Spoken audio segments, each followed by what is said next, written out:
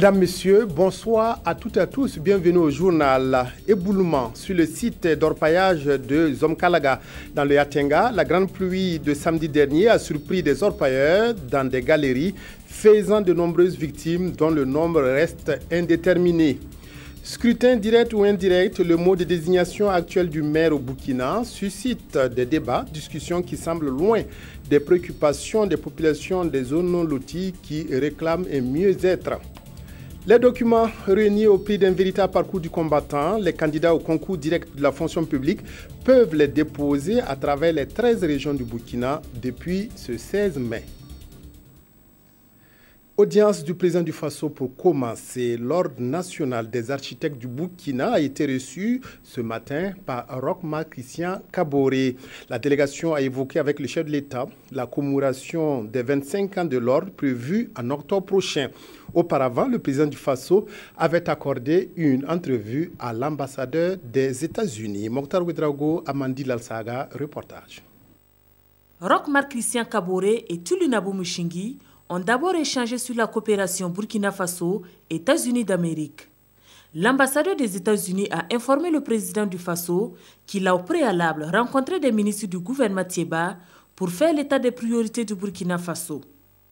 Il a ensuite parlé de la vie politique du Burkina Faso avec le président Kaboré. Nous avons parlé aussi des élections municipales et la participation de différents partis, différentes couches sociales et voir comment le président voyait ça. Et nous avons parlé aussi de projets de référendum, je crois, s'il y a modification des constitutions. Tulunabo Mushingi a également fait le point au président du Faso de sa tournée dans le Sahel. Comme vous le savez, il y en a encore à peu près 30 000 réfugiés maliens sur le territoire burkinabé. Et le camp de Mentao abrite peut-être à peu près 12 000 réfugiés. Et c'était vraiment de voir la coopération entre la population autochtone et les réfugiés. L'Ordre national des architectes du Burkina était également sur le carnet d'audience du président du Faso. La délégation est venue faire part à Roch-Marc Christian Kaboré des difficultés rencontrées par les architectes burkinabés. Les architectes veulent bien travailler pour l'État, mais la disposition n'est pas prévue pour leur permettre donc de jouer ce rôle-là.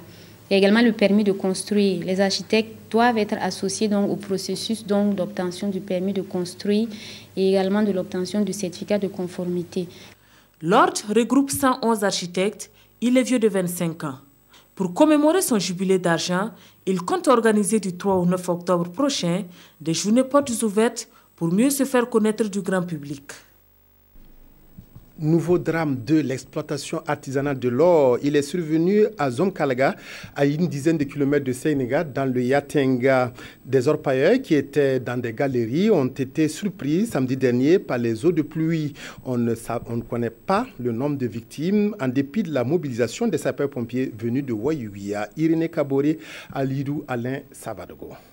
La population de Zomkalaga est sous le choc. Elle a observé impuissamment l'éboulement de cette mine d'or avec en son sein un nombre inconnu de personnes.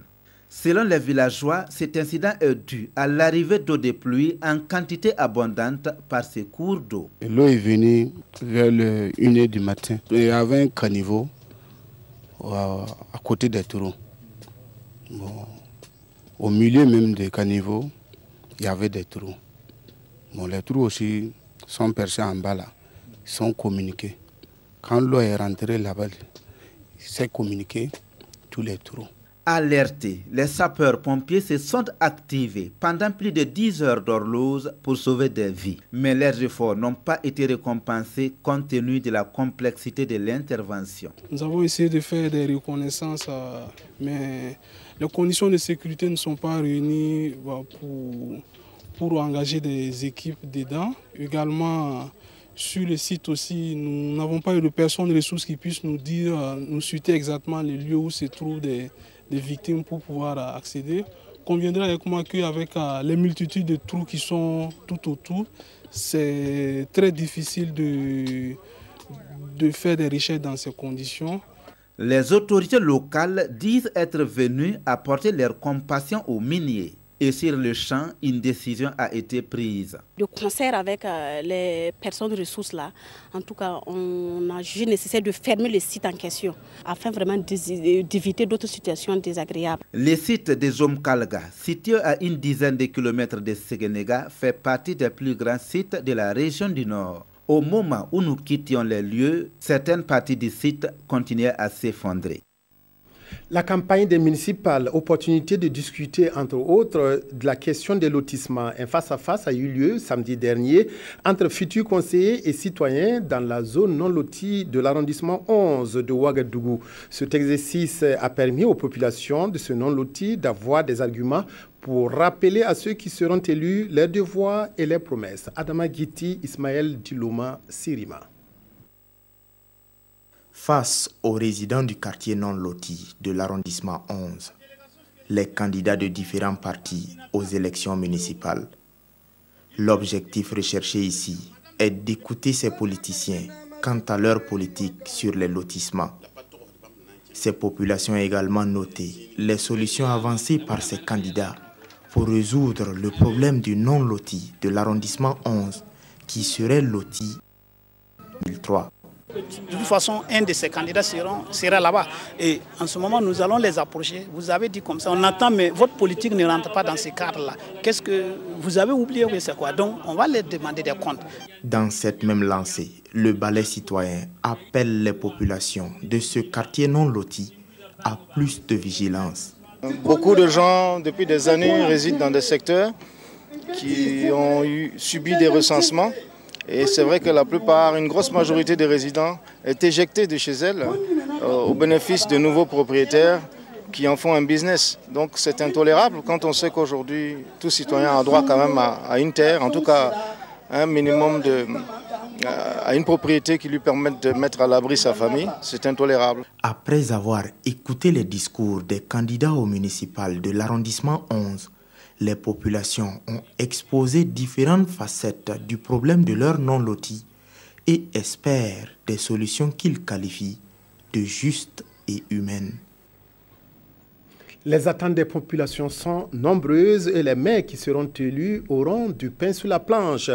En attendant, l'une des questions en discussion lors de cette campagne électorale est le mode de désignation du maire, les élections municipales étant un scrutin indirect. Ibrahim Sombié, Nyarkiteda. Le mode de désignation du maire, voici un sujet à débat en ce moment au Burkina Faso. Les acteurs politiques sont en campagne pour les élections municipales devant aboutir à la mise en place des conseils municipaux. Le choix du maire, lui, reste encore flou dans les esprits. Mais pour les services techniques du ministère en charge des collectivités, le code électoral est bien précis. La désignation d'un individu quelconque comme tête de liste dans une commune est sans incidence quant à son élection. Parce qu'en tout état de cause, même si on le désigne maire, que c'est lui qui sera maire, il faut d'abord qu'il remplisse la condition primaire qui est celle de se faire élire d'abord conseiller municipal. Et ensuite d'avoir la majorité requise au sein de ce conseil municipal-là pour requérir sur sa tête le maximum de personnes, c'est-à-dire la majorité du conseil municipal, pour se faire désigner le maire. Qu'à cela nous tienne, les choix sont déjà faits au sein de certains partis ou formations politiques dans bon nombre de communes. Cet état de fait n'est pas interdit par le code électoral du point de vue juridique, au dire des spécialistes. Il n'y a pas d'incidence pratique et juridique comme ça concernant ce choix. Ce choix d'ailleurs est purement factuel, il est purement, comme je le dis, politique. Et il n'engage aucunement, il n'impacte aucunement pas le mode d'élection du maire. Sans incidence juridique, certes, mais la désignation du candidat potentiel au poste du maire avant même l'élection a bien des conséquences. L'avantage, le principal avantage est que ça permet déjà à l'ensemble de tous les conseillers municipaux candidats, de toutes les personnes candidates au poste de conseiller municipal de tel parti politique, de savoir à l'avance qui va être maire et de se mettre d'accord sur le choix qui a été porté. Donc ça permet d'économiser le temps de consultation après l'élection. L'inconvénient aussi est que vous pouvez désigner déjà une personne qui ne rencontre pas l'assentiment de la population et déjà vous perdez le scrutin par votre désignation. Une étude serait en vue pour revoir le mode de désignation du maire selon les structures techniques pour endiguer les difficultés que le mode électif du maire pose actuellement au sein de la population et même des partis politiques après le scrutin. Plus de 200 enseignants ont bénéficié d'une formation en didactique et en pédagogie. Il s'agissait de donner aux participants des outils de maîtrise de l'enseignement afin qu'ils puissent dispenser le savoir aux étudiants. L'UEMOA et la BAD ont apporté leur contribution à l'organisation de cette formation. Nongoba Kouda Drissa Séré.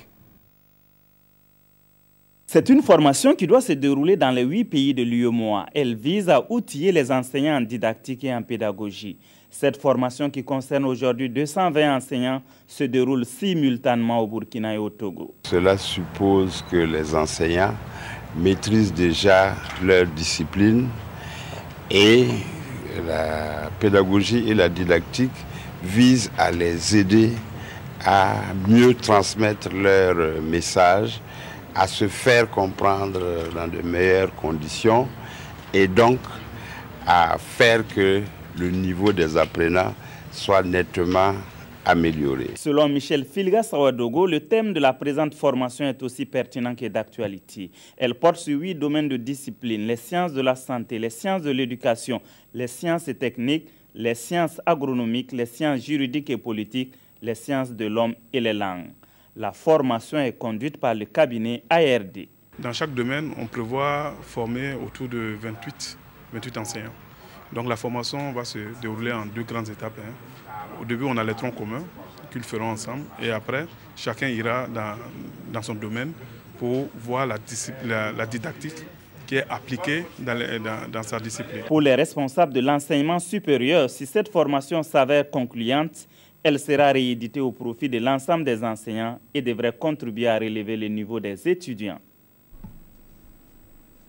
Projets et programmes de financement n'auront plus de secret pour ces participants à la formation initiée par le cadre intégré et renforcé en collaboration avec le ministère du Commerce. Acteurs du public, du privé et partenaires au développement auront à leur disposition des outils d'un programme élaboré et testé déjà dans 5 pays. Ibrahim Sombier, Yolande Lompo. Bientôt, la conception des projets et la rédaction des propositions à financement n'auront plus de secret pour ces hommes et femmes. En formation pour 5 jours, ces acteurs du privé, du public ainsi que ces partenaires au développement vont apprendre à maîtriser tous ces aspects avec la complicité du cadre intégré renforcé. Les participants vont bénéficier d'un programme qui a été testé et élaboré dans 5 autres pays. Nous allons utiliser les outils bien structurés qui aident les participants à élaborer des projets et monter des propositions à financement qui peuvent convaincre des bailleurs. La tenue d'une telle rencontre pourrait permettre à bon nombre de jeunes ou d'entreprises d'élaborer des projets dans d'autres filières porteuses retenues par l'étude diagnostique sur l'intégration commerciale. Et le ministère du Commerce soutient cette initiative. La faiblesse un peu donc du Burkina Faso en termes d'exportation réside au niveau donc de la qualité donc des produits que nous exportons.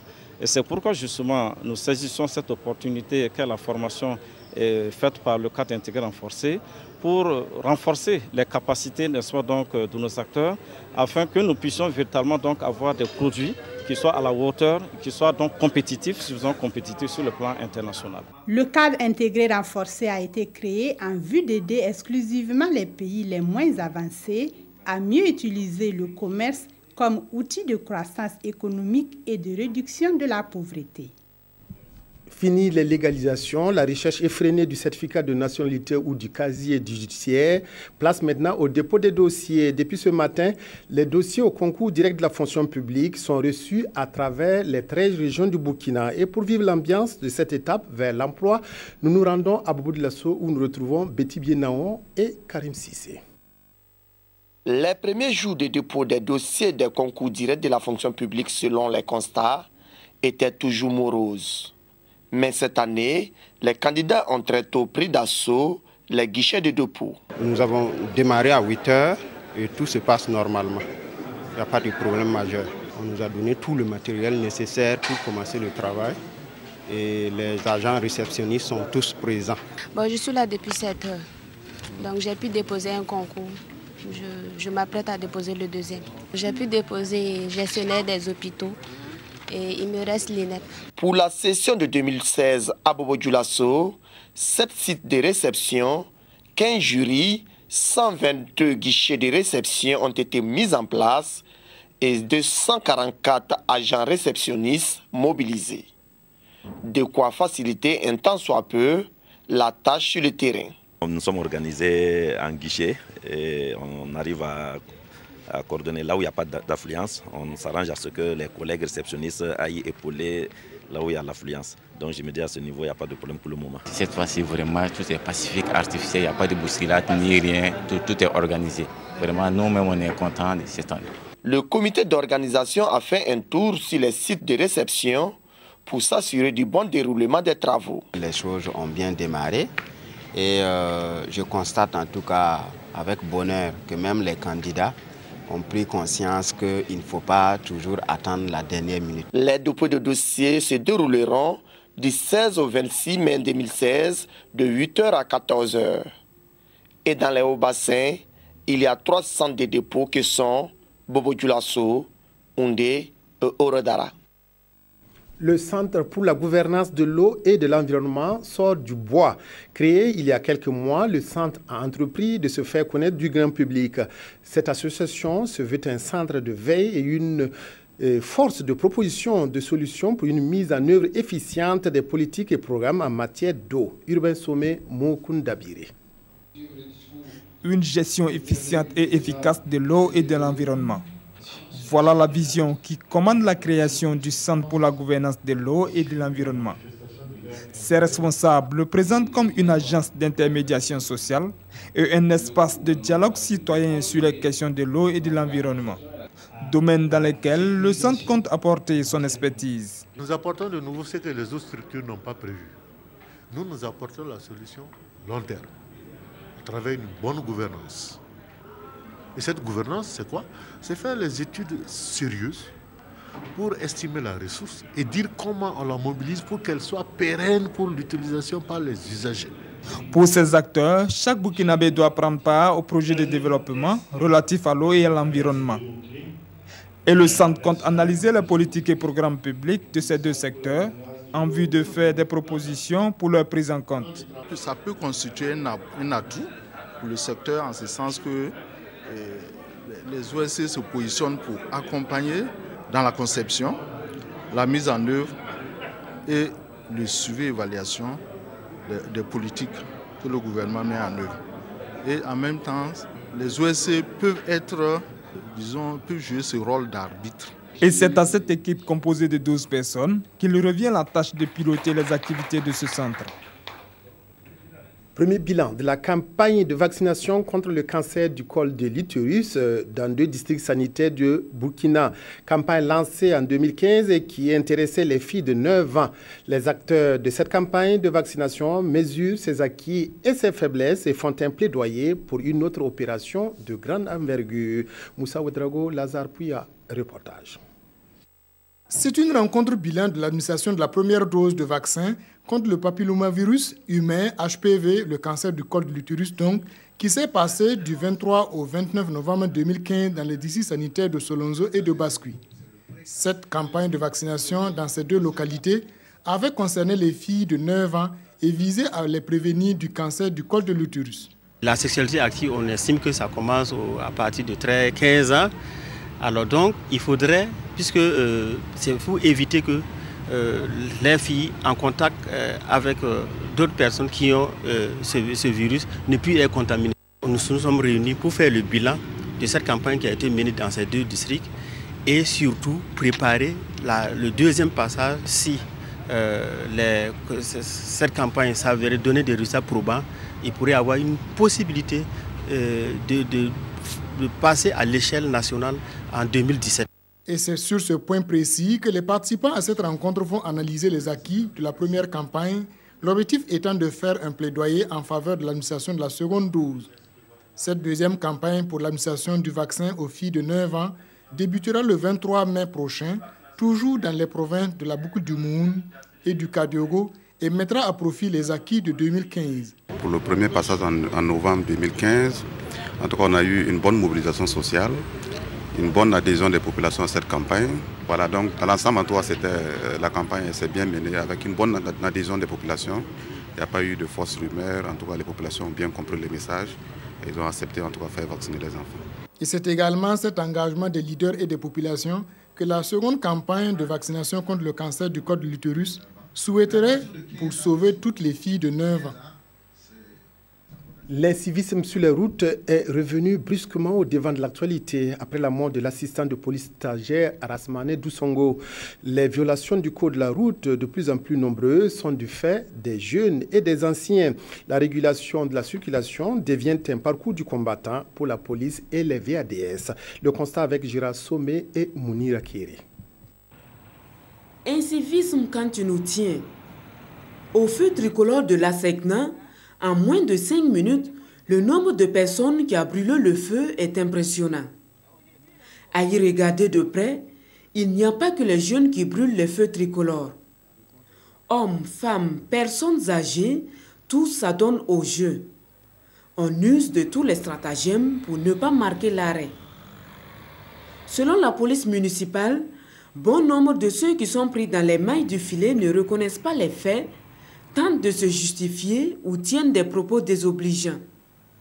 Cet usager de la route qui vient d'être arrêté par la police ne reconnaît pas l'infraction. J'étais sur la voie rouge, donc quand j'ai viré maintenant pour prendre le goudron, ils m'ont interpellé, je me suis arrêté. Ils demandent que je ne vois pas derrière le feu rouge. Or, il valait plus de 200 à 300 mètres du feu de là où j'ai pris le goudron. Donc logiquement, il ne devrait pas avoir de problème. Dans les carrefours de la capitale, les VADS, les volontaires adjoints de la circulation, apportent leur appui en réglementant la circulation.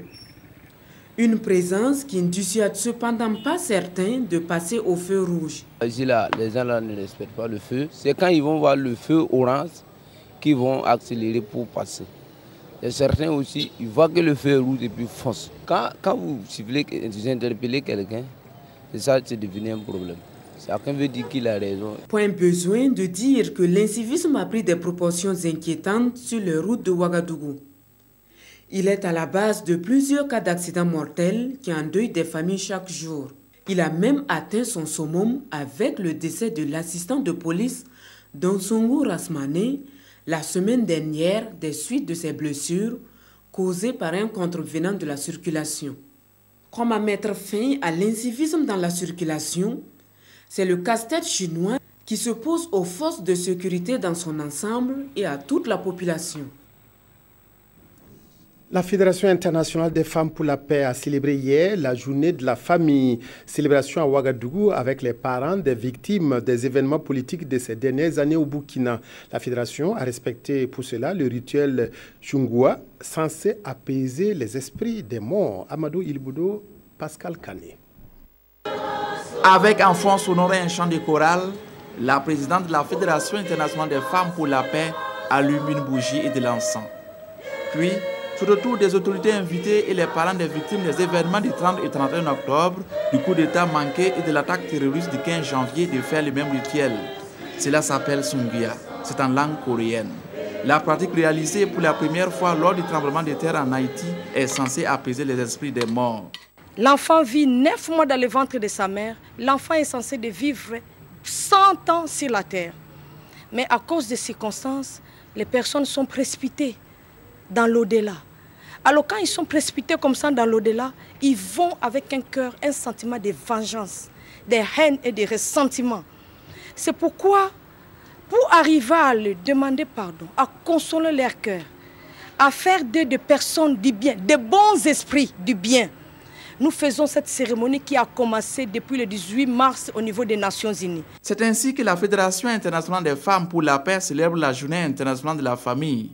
Et quand on lui demande le rapport entre la famille et ses rituels à la limite religieux, la patronne s'explique. Quand on fait allusion à Dieu, toute personne voit que c'est la religion. Mais est-ce que dans les jardins d'Éden, il y avait la religion? Mais il y avait Dieu. À l'occasion des personnalités et certains parents des victimes sont faits ambassadeurs de la paix. Ils reçoivent une attestation signée du fondateur du mouvement et sont invités à œuvrer pour la paix dans leur environnement. Une semaine pour découvrir des œuvres de réalisateurs européens. La 12e édition de la Semaine européenne du cinéma déroule depuis samedi dernier sa programmation faite de documentaires et de films de fiction.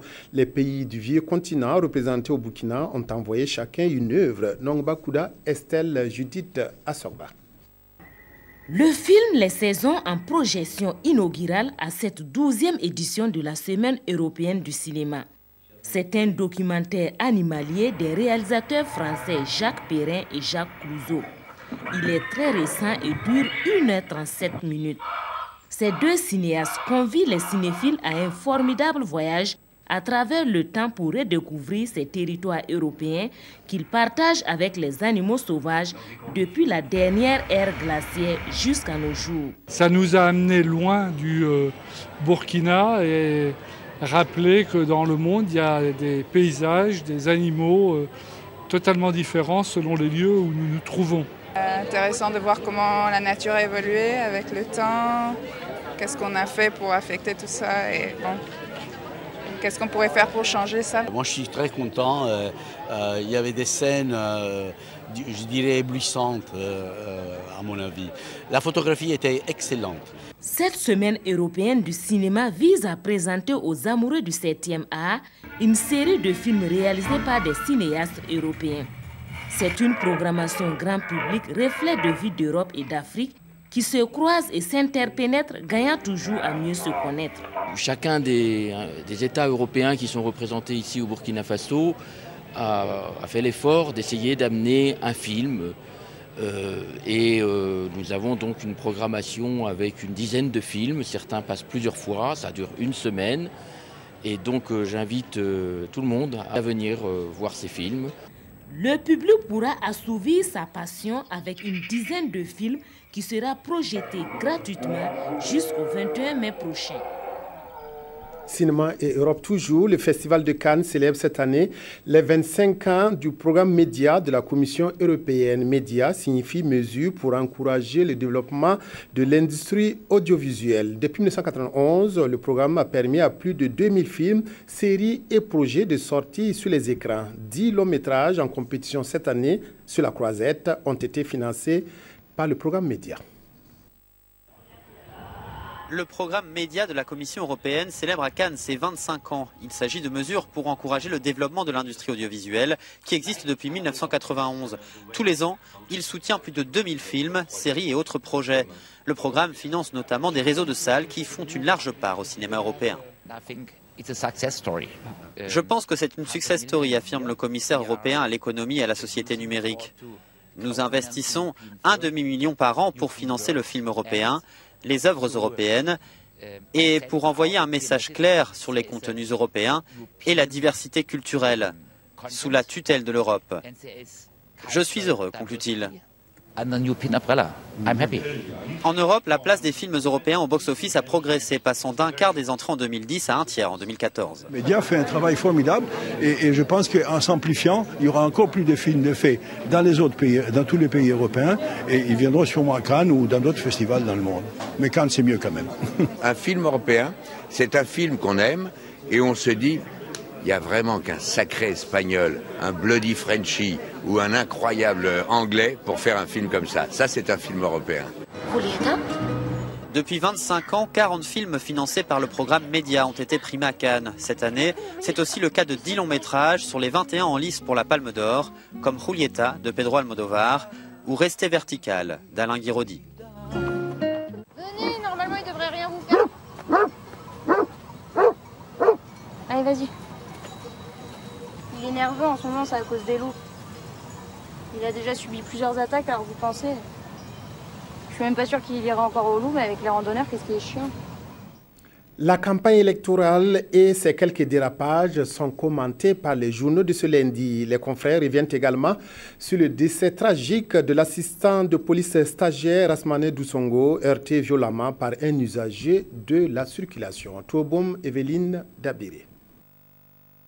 Les quotidiens de ce 16 mai se sont penchés sur les violences qui ont émaillé la première semaine des municipales. Sidoya rappelle les faits. Il s'agit notamment d'attaques du siège d'un parti à Ouagadougou et de celui de la commission électorale indépendante à Béguédo. Et ce quotidien estime que la sagesse veut que ceci soit considéré comme une piqûre de rappel à l'ensemble des Burkinabés, que la garde doit être maintenue contre tous les signes avant-coureurs d'une violence quelconque. Mais si j'étais à la place de la CENI, écrit le soir, tous ceux qui vont se rendre coupables de violence à cause des élections se verront purement et simplement mis hors course. Et ce quotidien interroge, et c'est eux qui aspirent nous diriger, balle à terre, conclut Sidoya. Toujours en page nationale, le décès du policier Rasmane Doussongo, violemment heurté par un usager de la route, a fait couler beaucoup d'encre.